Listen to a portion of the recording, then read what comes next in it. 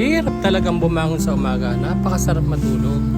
Pero hindi tayo pwedeng matulog na lang ng ilang mga oras. Kasi tayo mga responsibilidad sa araw-araw na ating ginagawa. Man ang katayuan natin sa buhay, iba-iba man ang pinagdadaanan natin, lahat tayo may responsibilidad sa bawat isa. At syempre sa sarili natin. Katulad nga nito, nagluto nga pala ako ng kaldereta. Hindi ko na nga pala na-demo sa inyo kasi tinatamad nga ako pero nagawa ko pa din. Sabi ko wala akong i-update sa inyo. Fast forward tayo. So kailangan pa rin nating magluto para sa akin kasi pag magluluto ako ng umaga hanggang mamayang gabi na yon. Minsan hindi na naman kami kinukulan ng pagkain sa ulam Pagka may kulang talaga bumibili na lang. Eto katulad nito. Yung 2 pirasong manok na yan binili lang yan sa labas.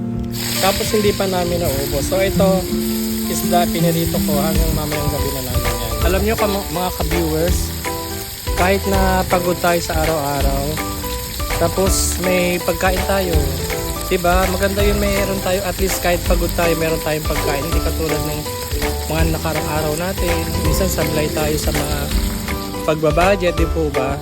Ito nga po pala yung alaga namin, si Panda. Alam nyo po ba na nawala ito ng 2 taon, tumakas to. Pero bumalik din po siya kasi alam niya siguro na nandito lang din po kami. Umuwi po kasi ko ng Bicol May nasikaso po ako. Tapos tinanong ko po dito sa pamangkin ko nasa si Panda. Yung araw tumakbo. Ano po kasi to maselan. Mailap po pala yan siya. Tapos ngayon nahahawakan na po namin. Ang ginawa na lang po namin, hindi na namin pinapalabas. Kasi para hindi na siya nagtatakbo. Ito po ang kagandahan po sa kanya, hindi na po kakaakyat sa mga kung saan saan. Hindi katulad ng ibang pusa namin dito. Ano lang po namin siya sa tindahan pagka matutulog na. Ito po, 4 po yung po namin, pusa.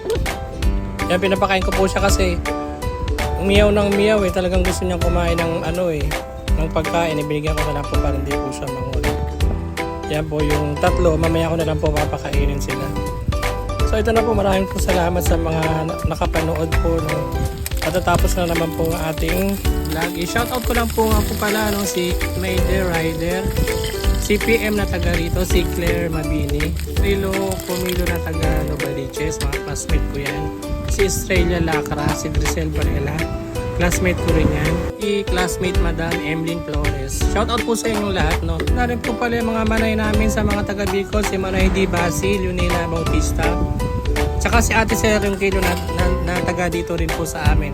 Shoutout po sa inyong lahat. Maraming salamat po sa panonood po sa akin, po sa inyo. At tandaan po natin, gaano man po kalaki ang ating problema, huwag po nating tatambayan. At sa araw-araw po nating pakikipaglaban sa buhay.